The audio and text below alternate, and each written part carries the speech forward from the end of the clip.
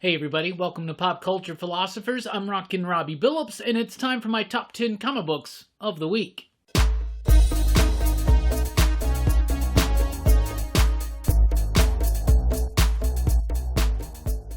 That's right everybody, thanks for checking out the video. I am Rockin Robbie Billups. This is my top 10 comic books of the week. Not a spec list, but the 10 books that I thought stood out as being the best, the creme de la creme, books I would highly recommend to you. Let's get right into it. At number 10, Iron Man, number 1 from Marvel Comics. So here we are at another relaunch of Iron Man, a new number 1, a new fresh start. Let's see what's going to happen. I was kind of wary about this, but at the same time very excited. You see, it's written by Christopher Cantwell. Christopher Cantwell is the current writer of Doctor Doom over at Marvel, which I don't like. But he also writes a book over at Dark Horse Comics called Everything, which I absolutely love. So I kind of had mixed emotions. I'm a big Iron Man fan, and it really feels like over the last 5 to 10 to even maybe 15 years, Iron Man's kind of been not as exciting. I don't know, whenever the Matt Fraction run was like the last time I was truly excited about Iron Man comic books. This one was a great first issue. It was way better than the Dan Slott one the year before, or the Gillen one, or the Bendis stuff, any of that stuff. And I'm not trying to put down them, but this is an exciting issue of Iron Man. I absolutely loved it. Everybody says they're going to get down and back to basics when they start on a new title, especially with Iron Man. Oh, we're going to strip him away from this, we're going to do this, whatever. Well, that's what Christopher Cantwell's doing it, but he's getting into the character because of it. Tony Stark feels too connected to technology. He wants to pull away from that just a little bit. That's the back to basics approach. It's got old school villains in it, including the Unicorn. Come on, yo. And Kafu's artwork is gorgeous, beautifully rendered. The coloring is fantastic by De Armada. Fantastic stuff. I absolutely love this book. You got some Alex Ross covers, and it's a great Iron Man number 1. So if you've been like me and you've been fiending for a great Iron Man book and it's been years since one has been satisfying, check this one out. At number 9, Detective Comics 1027 from DC Comics. So DC's been doing a lot of these anniversary issues, and it seems to be at times rather obnoxious. 27 issues ago in Detective Comics, we already had one of these grandiose, extravagant, special, celebratory anniversary issues, right? With Detective 1000. They've done Action 1000. They did a Catwoman special. They did a Green Lantern special. They did a Joker special. They did a Robin special. They did Flash and Wonder Woman 750 as if it was such a big deal. This is the best out of all of them. This is really freaking good. Why? Because you have top-notch talent. Great creators doing fantastic stories. Now, once again, this is a one-shot of a bunch of short stories. One that maybe teases something for the future, and another one that teases a little bit of what they're going to be using the leftover DC 5G Generations one-shot type stuff, right?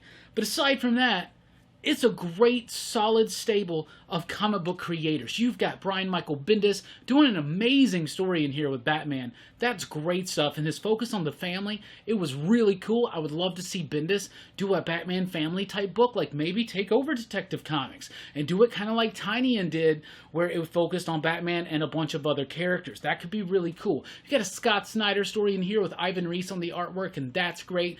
James Tynion doing a great one. One of my favorites is Chris Burnham doing a story with Grant Morrison. It's super cool. It's about the detective before Batman, and it's a really rather funny one. Matt Fraction, Chip Zdarsky. It's got a great slew of talent.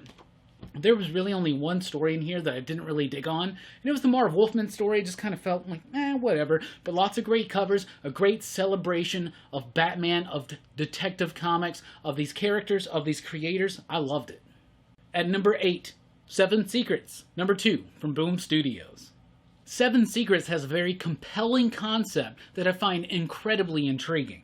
Seven Secrets number 2 gets a little bit more into some of the character work, right? It really does. It sets up the concept and the gist of the story in one, but it really starts taking full-on leaps into the backgrounds of not just the main character of the story, but of this organization that is upheld to withhold and guard these 7 secrets. 7 secrets that could destroy the world if they were unleashed.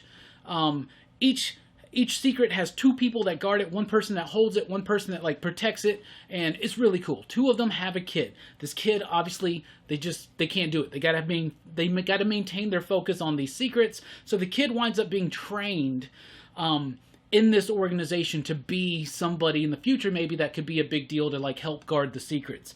In this issue, you see his training, and you see, therefore, not just his background, his character, rather incredibly fleshed out by writer Tom Taylor. And the artwork by Danielle DiNiculio, I totally said that wrong, was absolutely fantastic. I love their choice of camera angles, dynamic poses, a kinetic charge and flow that just sizzles right through the book. The coloring is great as well. But not only do you learn about this character, but you also learn about this organization. And it's a very well done second issue that elaborates more and builds off of what was established in number 1. And now we're perfectly set up for what's to come in issue 3, where I really believe we're going to get the threat really coming. And I'm loving it so far. It's a great book. Tom Taylor, Boom Studios and Company. Yeah. At number 7, X-Men, number 12 from Marvel Comics. You know, when Jonathan Hickman first started writing X-Men, deciding the direction, becoming the head of X, I was damned excited. And he came right out of the gate and changed everything within just a page, if not just a handful of panels. And then, to be honest, especially with the Diamond COVID shutdown and all that kind of stuff, it feels like the X-Men have lost their flair. I don't hear as many people super excited for it. I feel like interest is waning just a little bit. It's still strong, but it's waning just a little bit. It's about to hype right back up, and X-Men number 12 is one of those reasons. So seeds, and that's what I've been saying. Jonathan Hickman, the writer of X-Men, has been laying these seeds. It seems like a bunch of disconnected, disjointed issues, random stories involving golden girls and crazy humans that hate mutants and that kind of stuff, right? And crazy weird concepts. And that's true. But one of those seeds blossoms like crazy in issue number 12, and it perfectly and elaborately sets up Ten of Swords, which starts next week. Now, this also has a companion piece. It's Excalibur number 12. It did not make the pick of the week, but I would highly recommend that you read that one and then read X-Men number 12. They totally lead right into it, and it's all about Apocalypse and his mysterious past. We get some revelations. We get some great moments, some high concept. That's what Hickman does. The scale, the scope of it is absolutely fantastic. And y'all, Lionel Francis Yu doing an amazing job on the artwork here. I'm not always his biggest fan. I'm kind of up and down with him, but this is super solid. It's got a lot of depth and dimension to it, and his Apocalypse has the gravitas that character deserves. X-Men number 12 was the hypest issue for me of the X-Men books since House of X Powers of 10. I'm loving it, and I'm super excited to see what they do in Ten of Swords. At number 6, Batman. Number 99 from DC Comics. You know, one of the things that I criticized Empire for was being a giant event, but not actually, and accurately, I should say, capturing the scope of the story, the scale of the invasion, of how big of a deal this is, and the human threat to it, and the human cost. Man, even though this is kind of an event, I guess it's a Batman event, Joker War, or whatever. This is the penultimate issue of Joker War. Holy frickin' cow. You get the full scale, the full scope, the full human cost and property cost of the Joker War in Gotham in issue number 99. James Tynion's taking a very subtle approach to these Batman stories. Joker War could be way more buoyant, it could be way more exuberant, it could be way more boisterous, it could be something more akin to like metal, but that's not Tynion's style on Batman. That's Snyder and Tynion's style with Justice League, but not with Batman. With Batman, it seems like a more subtle approach to a Batman event, and it may seem weird saying it's subtle because it's explosive, but it's taking a really kind of laid-back approach to it, which makes issues like 99 hit even harder, and I'm seeing it now. Even though it feels like it's been kind of lulling for the last couple issues, that's all to set this up. And now we're seeing the Joker totally in control, Gotham in ruins, and Batman, like he does, and every writer has to do this. Every Batman big epic thing that it builds up and it becomes a big thing, it all has the moment where Batman calls the Bat family and says, y'all, I'm sorry for being a dick. I need your help. And I'm like, he never learns from this. It's just a repeating cycle, whatever. That's what I would do. If they gave me Batman, I wouldn't want it, but I would, yeah, who doesn't want to write Batman? I would break beyond that. Let's have a Batman who is already connected to his family. Let's not have him have to repeat. Anyway, it sounds like a criticism of the book. It's not. It's criticism of just Batman mythology. But it's a part of it. Anyway, Batman 99 was great. And not only did Tynion do a great job of bringing the scope of that threat up and showing us the ramifications of what's been going on. Jorge Jimenez has pumped out, to me, his best artwork of his career.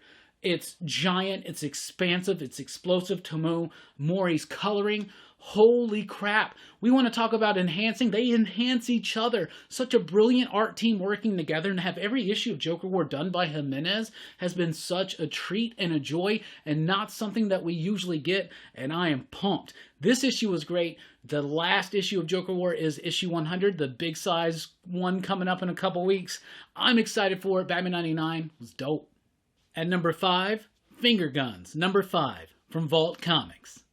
So this is the final issue of the first arc of Finger Guns, and it concludes in a very poignant, nuanced, dramatic, and emotional way. This book started out quirky and fun and offbeat, and it really started reaching deeper and deeper when it started exploring the lives of these kids and the shattered homes, the broken homes, the sad homes, and it really hit a climax at the end of issue number 4, like an intense emotional climax. And here is an even, to me, more intense emotional resolution that definitely leads into what I think could be a great exploration of more, just more about this world, these powers, and just what people go through, what kids go through.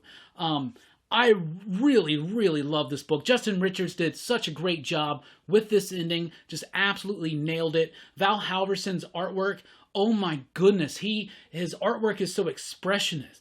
The character acting is there. The emotions are raw enough in the script, and Halverson is able to handle that and make it have just as much of a visual impact as it does hitting you when you're reading the words. Rebecca Nalty's coloring, this book would be great without her, but it's amazingly great with her. Her artwork, the gradients, the texture that it provides is absolutely fire. And Taylor Esposito, a fantastic letterer, one of the best in the business, and he's doing a great job with this one. Finger Guns number 5 concludes its first story amazingly well. I really want to see more, and I know you do too. And if you do, you got to let everybody know about this book. You got to let Vault know you want it to come back. Let's get it back sooner rather than later. I got to see this world explored further. At number 4, Once and Future, number 11, from Boom Studios. I talk a lot about Once and Future. Boom Studios, in fact, just keeps pumping out hit after hit. And what's amazing about these hits is they don't fade away. Once and Future, along with others like Red Mother and Something is Killing the Children, are maintaining their excitement all the way through. We're now hitting issue 11 of Once and Future, and it has showed no signs of slowing up. This second story arc involving Beowulf and the Grendel has been supremely awesome. In this issue, Grandma gets such an amazing spotlight. She's just blowing monsters away. She's doing whatever she can. She's getting in it. She's getting bloody. It's so amazing. It's a great action, adventure, horror, historical romp. It's so much fun digging into Arthurian legend, any kind of Anglo-Saxon type stuff, right? I freaking love this book. This was a great, highly charged issue yet again with amazing, brilliant coloring by Tamara Bonvillain. Now, it doesn't hurt that she's coloring Dan Mora's line work, which is so crisp, concise, and clean, even compared to some of his other work. It's absolutely just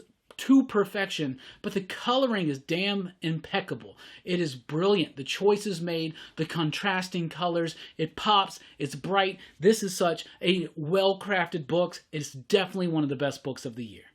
At number 3, Heavy, number 1, from Vault Comics. Heavy number 1 is a terrifically imaginative world that's being built up in this comic book. I absolutely loved it. It's another great number 1 debut from Vault Comics. I think this is going to win over a lot of fans of people like Garth Ennis and maybe even a little bit of Warren Ellis. There's a lot of influences in here, but it's Max Bemis doing what Max Bemis does best. He always has. He's the writer. He's obviously the front man of Say Anything. Another great front man for a rock band who's also a pretty decent comic book writer. He's done great work. Polarity sticks out in my mind as one of my favorites. Oh, Kill Strike as well. But Heavy number 1 was great. The basic premise is this. It's about this dude, and he died, right? It's sad, but he died, him and his wife. You know, it's terrible. And in the afterlife now, he's kind of in a purgatory type situation, but everybody in purgatory, they got to have jobs, right? And his job is to be a badass assassin. So what his job is to go out into the multiverse. That's right. It's multiversal as well. And he goes out into there and he takes care of problems before they come something bigger. Because in one reality, if you have a crazy Leonardo DiCaprio, no, Da Vinci. Why did I say DiCaprio? At least I didn't compare finger guns to watermelons this time again. But if you have a crazy, wild Leonardo da Vinci in one multiverse, and he dominates and just completely takes over that reality, that will reverberate into others, so they got to kind of nip it in the bud, you know, as Barney Fife would say. I absolutely loved it. Great character work, great world building. The artwork is fantastic by Eric Donovan, Chris Peter, and of course we got Taylor Esposito back on the lettering. A great debut from Vault. I really think if you like sarcastic, irreverent, in-your-face, but at the same time touching and nuanced, and it's like moments, but not in any kind of cheesy after-school special type way, I think you're really going to like this one. This was a really cool book. I love the artwork. I had some problems at first, but then I started realizing how expressive it is and how it's building out this world as well. There's a lot of detail put into this, and I thought it was such a great debut. I highly recommend it. At number 2, Catwoman, number 25 from DC Comics. Yo, this is one of the best issues of Catwoman I have ever read. Not only am I surprised that Catwoman made the top 10 this week, I should be supremely surprised that it made number 2, almost the pick of the week. But I shouldn't be that surprised because it's the start of Rom V's run. Now, Rom V has done some tie-ins here and there, and they've been pretty solid issues. And Catwoman, to me, is one of those characters that I enjoy the character, especially her interactions with Bruce and some of the other Bat family and throughout the Batman books. But usually when it's a solo book, it just doesn't really capture me. Except for the Ed Brubaker run, which, of course, he started with the help of Darwin Cook. R.I.P., you know, rest in power, Darwin Cook. Catwoman number 25 was the best single issue of Catwoman I've read since Brubaker and Cook. Seriously, what an amazing book. It's an extra size special because it's issue 25, whatever, it's $5.99. There are 3 stories in here. All 3 are written by Rom V. Now, Rom V is one of my favorite writers. These Savage Shores was one of my favorite comic books last year. If you've never read These Savage Shores, you got to. He's now the current writer of Justice League Dark. He's really coming into his own there. So we did some one-shots of Catwoman. They were good. But now this starts his official run of Catwoman. We got 3 stories in here. One is a Joker War tie-in that ties in directly to a scene from Batman 99. Could be a little bit important because it kind of changes some stuff. However, it still has a very distinctive Rom V voice, right? And that's what I loved. And it's enhanced by the artwork from, is that Fernando Blanco? Holy freaking cow. Then you got Juan Ferreira in here doing a story. You got other artists. You got 3 stories in here, all by Rom V. The first story is the Joker War tie-in, and it's great because it maintains its own identity and voice from the creative team. The second story is setting up their new world for Catwoman and where their story is going to go. And the third story is just such a delicious treat. It's one of the best stories I've read in comics all year, was that final story in there. I absolutely loved it, about Selena and this cat. And it was great. Seriously, Catwoman number 25 was wow. Do not sleep on this book. It's weird to call a DC book a sleeper hit of the week, but seriously, Catwoman sales aren't usually that great. The interest isn't always there. Y'all, Catwoman number 25, that's your sleeper hit of the week. I know it's weird that it's DC, but do not sleep on this book. I loved it. And at number 1, Stillwater number 1. from Image Comics. Chip Zdarsky may just be the writer of the year. He's doing amazing work. Not only did he win an Eisner for such an amazing book over at Comixology like Afterlift. Yeah, Afterlift. What a great book. If you've never read that, it's a Comixology original. You got to check it out. He's doing one of Marvel, I would say this Marvel's best book is Daredevil. And that's Chip Zdarsky. He understands these characters. He understands the legacy. He also understands how to create his own characters and create his own concepts and stories and do something exciting with those. He's blowing me away this year. Right now, best writer of the year, it's him or Tynion. And it's like this. It's always like this. I mean, Tynion, the Batman stuff, Something is Killing the Children, Chip Zdarsky, Daredevil, Afterlift, and now Stillwater. Stillwater is fantastic. It's about this dude. It's kind of down on his luck. He ain't got no love. He ain't got no money. He ain't got no job. He's just kind of, it's a bad time in this dude's life. But him and his friend wind up on this road trip because he finds out that he's getting an inheritance from some ancestor or some that he doesn't even remember, some kin that he doesn't even know who this person is. So he has to go to this town called Stillwater, and this town is creepy, eerie, spooky, and nobody ever dies there. Now, what's brilliant about this is the character work and the way that the story is structured. It's very similar to me like American Werewolf in London. If you've ever seen that movie, it's about two buddies on a trip. It starts off comedic, starts off funny, and it's building the characters. The Stillwater does the exact same thing, right? So you have these two buddies in a comedic situation. You're learning about the characters. You're relating to the characters. You're starting to be compelled by the characters. And then we build it into the situation. Weird, creepy town, weird town folk, some kind of secret, revelation of the secret, craziness ensues, and now we got Chip Zdarsky horror on the way. It's very much structured like the first act to me for American Werewolf in London. I think that's a brilliant strategy. It really got us into the characters, and then when they hit that situation where the book is actually about and the hook, the grab comes, it's incredibly effective. Ramon K. Perez on the artwork and Mike Spicer on the coloring. Holy freaking cow, this book is amazing. It's got a great, crisp, fun flow throughout the book, but it also handles those moments of horror and those moments of lightness very delicately with balance. And I absolutely love that. Mike Spicer's coloring is...